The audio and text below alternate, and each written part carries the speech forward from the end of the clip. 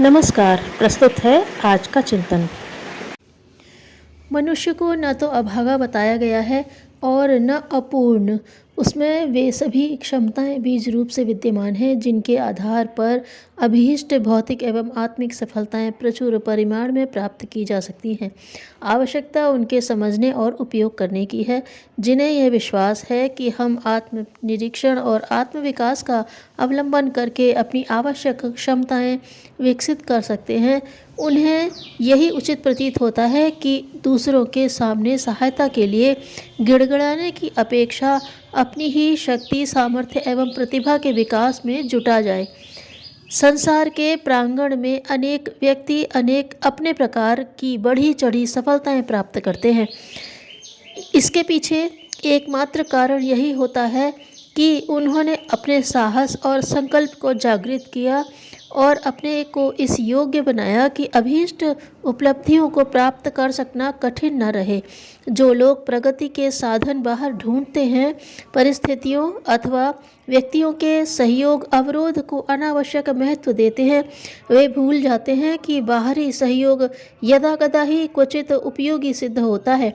उसे प्राप्त करके किसी समय किसी प्रकार की एक छोटी सफलता भले ही प्राप्त कर ली जाए, निरंतर प्रगति पथ पर बढ़ने के लिए हर समय आवश्यक सहायता अन्यत्र कहीं से नहीं मिल सकती।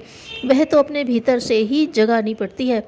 कितने ही मनुष्यों के पास प्रतिभा एवं क्षमता का अपार भंडार होता है, पर वे उसे जानते नहीं और जानते हैं तो यह अनुभव नहीं करते कि यह विशेषताएं कितनी अधिक मूल्यवान हैं। आमतौर से लोग साधनों को महत्व देते रहते हैं, उन्हें ही प्रगति का आधार मानते हैं। इस तथ्य को कोई बिरले ही समझ पाते हैं कि अपना संकल्प बल और उसका गुण कर्म स्वभाव के परिष्कृत रूप में सामने आने वाला सदुपयोग कितना अधिक मूल्यवान है।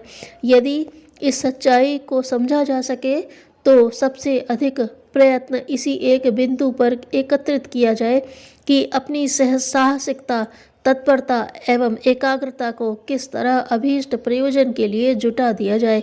प्रगति के पथ पर चलने के लिए कई प्रकार के साधनों की ज़रूरत पड़ती है। इनमें से सबसे बड़ा साधन है अपना मनोबल। अपने को समझने और सुधारने से बढ़कर और कुछ बुद्धिमत्ता इस संसार में नहीं है।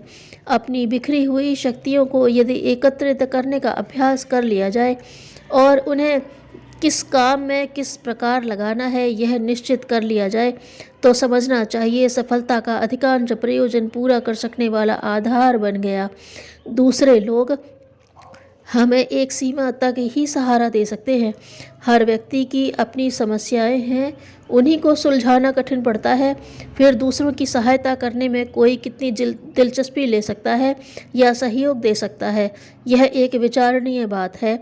जब हम ही दूसरों से आशाएं बांधते हैं और अपनी गुत्थी आप नहीं सुलझा सकते, तो दूसरों से ही यह आशा कैसे रखी जा सकती है कि अन्य लोगों के पास इतना फालतू समय या साधन होगा कि हमारे लिए कुछ अधिक कर सकें। हम जिन दूसरों से सहायता की आशा करते हैं, उनके वर्चस्व को स्वीकार करते हैं। हमें स्वीकार करना चाहिए कि यदि अपना आपा विकसित और व्यवस्थित किया जा सके तो उसकी गरिमा उन सभी सहायकों की मिलीजुली सहायता से अनेक गुनी उच्च है जिनसे कुछ पाया है या पाने का स्वप्न देखा है। विचारशीलता का अवलंबन लेकर जीने में ही मनुष्य जन्म की सार्थकता है। धन्यवाद।